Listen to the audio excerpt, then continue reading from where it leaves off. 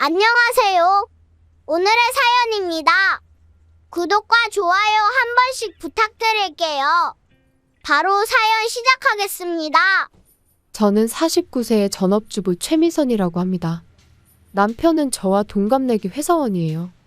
우리 부부에게는 아들이 하나 있지만 아들은 취직해서 지방에 나가 있어서 지금은 남편과 단둘이 살고 있어요. 이 집에서 살기 시작한 것은 약 2년 전입니다. 시아버지의 지병이 악화하여 남편이 최대한 간병을 하고 싶다고 해서 시댁 근처 아파트로 이사를 했어요. 하지만 시아버지는 그로부터 1년 뒤에 돌아가셨어요. 그렇다고 해서 이사를 할 이유가 없었기 때문에 지금도 계속 이곳에 살고 있어요. 시댁에는 시어머니가 혼자 살고 계신데 걸어서 5분 정도 거리예요.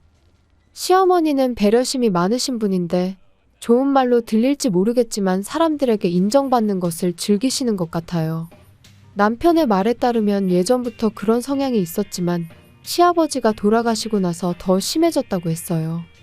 시어머니는 매우 의존적이고 아들인 남편을 사랑하고 사실은 같이 살기를 원하고 있어요. 제가 방해되지만 아들이 싫어할까봐 제 앞에선 말하지 않아요. 이제껏 가장 놀랐던 것은 시어머니가 손수 뜨개질한 목도리를 가져온 것이에요. 하트가 크게 그려져 있었고 남편의 이름이 자수로 새겨져 있었어요. 게다가 남편에게 일도 안 하면서 집안일도 소홀히 하는 배려심 없는 며느리는 버리고 엄마랑 함께 살자. 라고도 말한 적이 있다네요.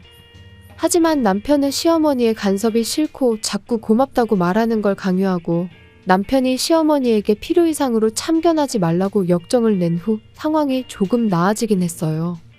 아마도 아들한테 미움받긴 싫으셨던 것 같아요. 시어머니는 그뿐만 아니라 저한테도 귀찮은 존재예요. 얼마 전에는 친구의 친구가 준 건데 이거 다 가져. 라며 채소를 한 무더기 가져다 주셨어요. 자세히 보니 다 썩어서 먹을 수 없는 것들이었어요. 부드럽게 거절하려고 해도 내 얼굴에 먹칠하는 거야? 친구의 친구가 신경 써서 준 건데. 이런 식으로 말하세요. 친구의 친구이고 시어머니의 친구가 아니라면 그렇게 얼굴에 먹칠할 일은 아닌 것 같은데 그렇지 않은 모양이에요. 또 이거 나중에 저녁 먹을 때 먹어.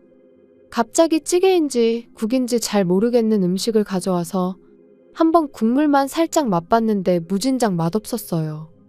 일부러 맛없게 만든 건지 아니면 만들었더니 맛없어서 가져온 건지는 모르겠지만 어쨌든 배려심 많은 사람이라고 말하는 것에 비해 짜증나는 비율이 훨씬 높습니다. 시아버지께서 돌아가셔서 혼자 외로우시겠지 하는 생각에 조용히 지내왔는데 인내심이 바닥나기 전에 뭔가 조치를 취해야 할 때가 된 것 같았어요. 그래서 며칠 전에 남편과 이야기를 나눴어요. 어머님이 우리 집에 갑자기 찾아오는 것 좀 그만했으면 좋겠어. 특히 아무런 확인도 하지 않고 음식을 가져오는 경우가 많아서 엄청 골치 아파. 당신이 좀 말해주면 안 될까? 정말이야? 나는 당연히 먼저 연락하고 집에 오는 줄 알았어. 라며 놀라했어요. 그 다음날 아침에 볼일을 보러 가는데 시어머니가 전화하셨어요. 평소에는 전화가 없었는데 무슨 일인가 싶어 전화를 받아봤어요. 며느라, 오늘 카레 만들 건데 집에 몇 시에 돌아와? 갖다 줄 테니까 알려줘. 저는 머리가 하얘졌어요. 제가 원한 건 이런 게 아니었거든요. 남편이 어제 제가 한 말을 시어머니께 전한 게 틀림없었어요. 저는 절대 음식을 확인하고 배달해달라는 말은 하지 않았어요. 내가 말하고 싶었던 것은 연락 없이 오지 말아달라는 것과 음식은 필요 없다는 것이었죠. 아마도 남편이 빙빙 둘러서 말을 한 것 같았어요. 저도 빙빙 둘러서 오늘은 모임이 늦게 끝날 것 같아서 몇 시에 집에 올지 모르겠다. 어제 남은 음식도 있으니 굳이 안 가져다 줘도 된다고 말했어요. 그런데도 그럼 현관 앞에 두고 갈게. 라고 하면서 거절하는 것도 무시하고 전화를 끊었어요. 게다가 집에 돌아와 보니 현관 앞에는 국그릇에 담긴 카레가 놓여 있었어요. 도대체 언제부터 저기 있었는지 궁금했어요. 국그릇에 담긴 채로 그대로 놓여 있어서 위생 상태도 걱정되고 도저히 손댈 엄두가 나지 않았어요. 남편에게는 집에 돌아오면 있는 그대로 말해야겠다고 생각했어요. 잠시 후 귀가한 남편에게 오늘 있었던 일을 이야기했어요. 그러자 남편은 뭐? 나 어제 얘기 아직 못했는데? 이번 주말에 말하려고 했었어. 당연히 남편이 얘기했다고 생각했는데 의아했어요. 그럼 내일 집 앞 마트에서 행사한다는데 같이 가볼래? 그리고 다음날 남편과 함께 장보러 마트에 갔는데 거기서 시어머니를 만났어요. 저희는 20만 원 이상 구매해서 영화 예매권을 행사 상품으로 받았어요. 영화표 주말에 쓸 수 있는 거네. 이번 주에 보러 가자. 그리고 주말이 돼서 영화관에 갔을 때 또 시어머니와 마주쳤어요. 뭔가 이상했어요. 저는 시어머니에게 여긴 어쩐 일이냐고 물었는데 이 영화가 재밌다고 들어서 예매했다고 하셨어요. 여전히 시어머니는 저희 집에 자주 오셨는데 혹시 제가 자리를 비웠을 때 제 폰을 만진 게 아닐까 하는 생각이 들어 폰을 손에 계속 쥐고 있었지만 상황은 달라지지 않았어요. 남편에게 뭔가 수상한 것 같지 않냐고 대화를 나눠봤지만 딱히 할 수 있는 게 없었어요. 그리고 봄맞이 대청소를 하는 날이 되었어요. 마지막으로 안방 청소를 하는데 침대 구석에 사용하지 않는 콘센트에 처음 보는 멀티탭이 꽂혀 있었어요.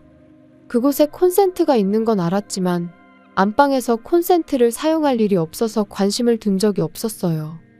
그런데 쓰지도 않는 콘센트에 처음 보는 멀티탭이라니.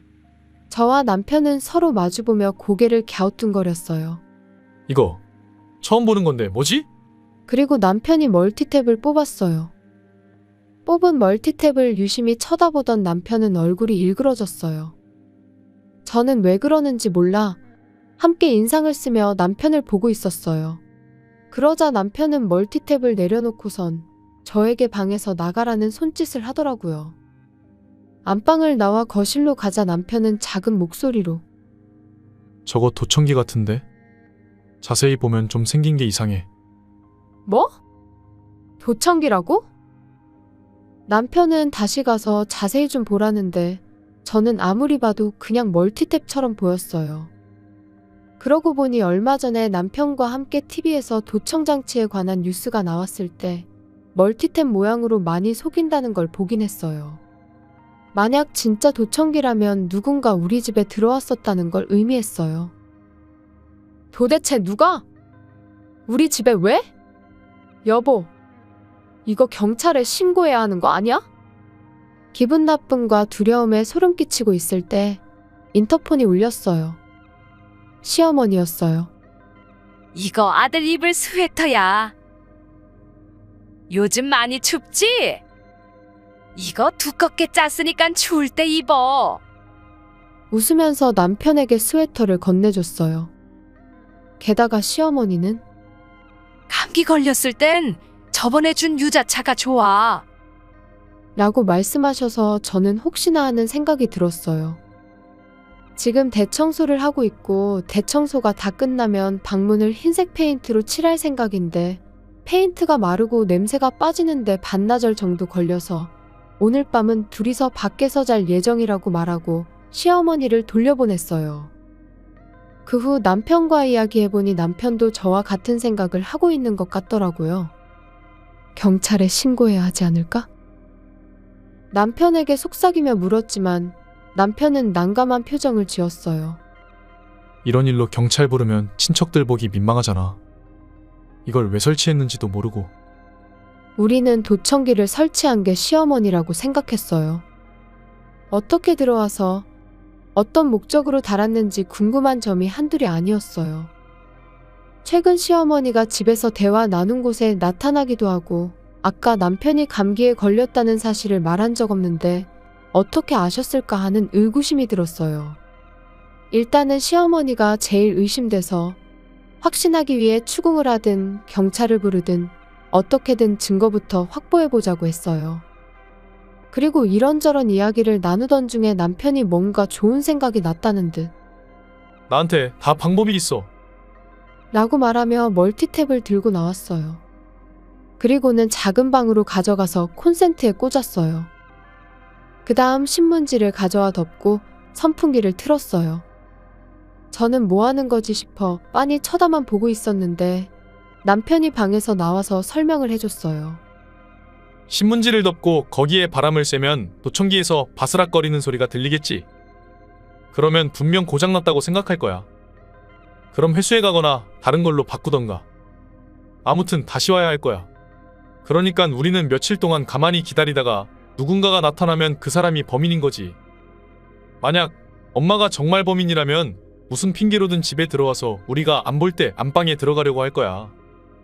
그러면 그때 현장을 잡으면 되는 거고. 남편의 계획대로 며칠 지켜보려고 했어요. 하지만 그날 밤에 바로 사건이 발생했어요. 좀 전에 시어머니한테 밖에서 잘 거라고 말했었는데 이런 일이 벌어졌으니 페인트 칠을 일단 중지하고 집에 머물기로 했어요. 그런데 자정이 되자 현관문이 열리는 소리가 들렸어요. 저와 남편은 깜짝 놀라서 서로를 바라봤어요. 그리고 안방문이 열렸어요. 저는 그 순간에 전등을 켰어요. 거기에는 시어머니가 서 있었어요. 이럴 수가. 너희 왜 있는 거야?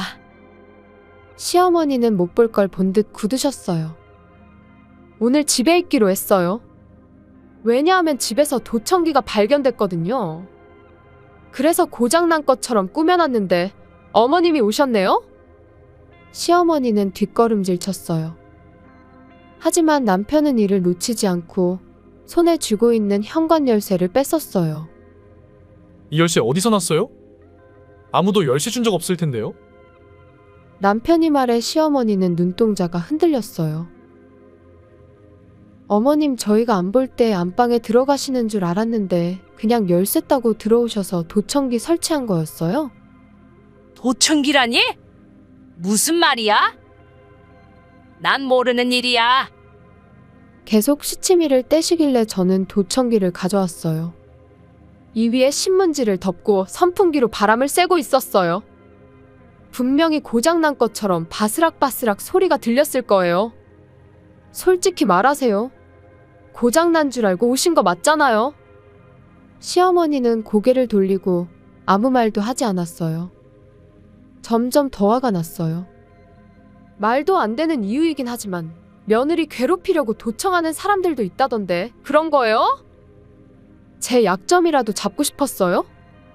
그게 아니면 아드님이 궁금했어요? 어머님이 저희 대화를 다 들으셔서 어디 가는지 다 알고 우연히 마주친 척 길에서 마주친 거잖아요. 아무리 시아버지가 돌아가셔서 외로우셔도 이건 정도가 지나치잖아요. 이렇게 말해도 시어머니는 쳐다보지도 않았어요. 저는 계속 말했어요.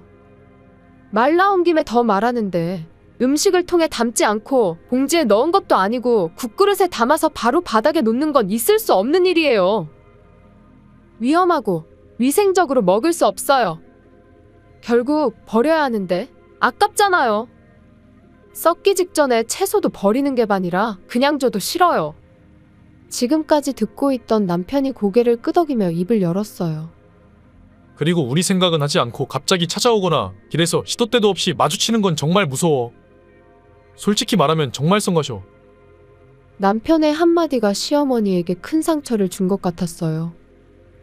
시어머니가 울기 시작했어요. 아빠가 죽고 나서 너는 집에 오지도 않고 전화하면 뭐 가져오지 말라고 싫은 소리만 했잖아. 웬 나는 아빠처럼 안 대해주는 거야. 날 보러는 안 오니깐 어쩔 수 없이 내가 먼저 찾아간 거잖아. 그리고 며느리 말대로는 너희들에게 필요한 거 갖다 주면 고마워할 줄 알았어. 그런데 요즘엔 고맙다는 말도 안 하더라. 시어머니는 흐느꼈어요. 결국엔 외아들이 보고 싶고 고맙다는 말을 듣고 싶었던 것 같아요. 시어머니의 인정받고 싶은 욕구가 너무 강해서 제가 도저히 따라갈 수 없을 정도예요. 남편이 시어머니보다 시아버지를 더 소중히 한 건 맞는데 거기에는 그럴 만한 이유가 있었어요. 그런데 시어머니는 그걸 잊어버린 것 같기도 하고 그냥 눈물로 호소해서 아무 일도 없었던 것처럼 하려는 것 같아 제가 화를 내며 말했어요. 어머님! 아버님 돈으로 놀기만 하신 어머님보다 일도 하고 집안일도 하시면서 남편을 지극정성으로 키우신 아버님을 남편이 당연히 더 고마워하지 않겠어요? 사실 시어머니는 예전부터 항상 놀러 다니는 걸 좋아해서 남편이 어렸을 때도 집에 없는 경우가 많았다고 했어요. 시아버지는 그래도 어머니라는 존재가 필요하다고 생각해서 이혼하지 않고 계속 사신 것 같다고 했어요. 그래서 남편은 고마운 사람은 시아버지라고 분명히 말했어요. 시아버지가 알고 계셨는지는 모르겠지만 남편의 말에 따르면 시어머니는 바람을 피우기도 했다고 했고요. 나이가 들면서 시아버지가 돌아가시고 쓸 수 있는 돈도 줄어들고 그동안 놀아주던 남자들도 하나둘 떠나가니 이제야 남편에게 관심을 갖기 시작한 것 같다는 남편의 말은 사실인 것 같았어요. 엄마에게 감사하려고 해도 사실 아빠가 돌아가셨을 때 이사 가려고 했는데 집사람이 엄마가 나이도 있고 걱정되니까 가끔이라도 안부라도 물어봐주면 좋겠다고 해서 이사 안 가고 있는 거야. 그러니까 고마워해야 하는 건 엄마 아니야? 그러자 시어머니는 다시 울음을 터뜨리며 외로웠다고 말했어요. 외롭다고 무단 침입하고 도청기를 설치하거나 범죄를 저질러도 되는 거예요? 친척들에게 수치스러운 일인 건 알지만 이건 경찰에 신고해야 할 것 같아. 진심으로 사과도 안 하고 말이야. 남편의 말이 끝나자마자 울먹이던 시어머니는 울음을 멈췄어요. 아니야. 절대 그런 뜻이 아니었어. 내가 미안해. 전부 다 사과할게. 그러니 경찰 부르거나 과민 반응하지 마. 저는 어이가 없어서 웃음이 나왔어요. 그럼 무슨 의도였어요? 복제키 만든 것도 이상하고 도청장치를 설치할 생각은 왜 한 거예요? 진짜 소름 끼치네요. 2번 다시는 우리 인생에 끼지 마세요. 남편이 시어머니를 질질 끌어 현관 밖으로 내동댕이 쳤어요. 경찰에 신고당하기 싫으면 절대로 나타나지 마세요. 그런 다음 우리는 이야기를 나누고 이사하기로 결정했어요. 물론 시어머니에게는 어디로 가는지 이사 간다는 사실조차도 말하지 않았어요. 사실 얼마 전에 승진 조건으로 남편에게 다른 지역으로 발령 제의가 왔었는데 이참에 그러기로 했어요. 시어머니를 경찰에 신고하지 않고 있었는데 시어머니는 제게 100만 원을 계좌이체해주며 이걸로 퉁치는 거야. 알겠지? 라고 문자를 보내왔어요. 전혀 반성하지 않는 것 같은 시어머니의 모습에 돈을 받고 모든 걸 다 차단했어요. 남편이 새로 발령받은 곳은 아들 있는 곳 근처라 아들 볼 일이 많아졌어요. 사랑스러웠던 아들은 이제 너무 커버렸어요. 저도 아들이 있지만 남편에게 저렇게나 집착하는 시어머니의 마음은 도저히 이해가 안 돼요. 아들은 만나는 여자에게 청혼할 거라네요. 시어머니를 교훈 삼아 저는 최대한 좋은 시어머니가 되도록 할게요. 시청해주셔서 감사합니다. 그럼 다음 영상에서 다시 뵙겠습니다.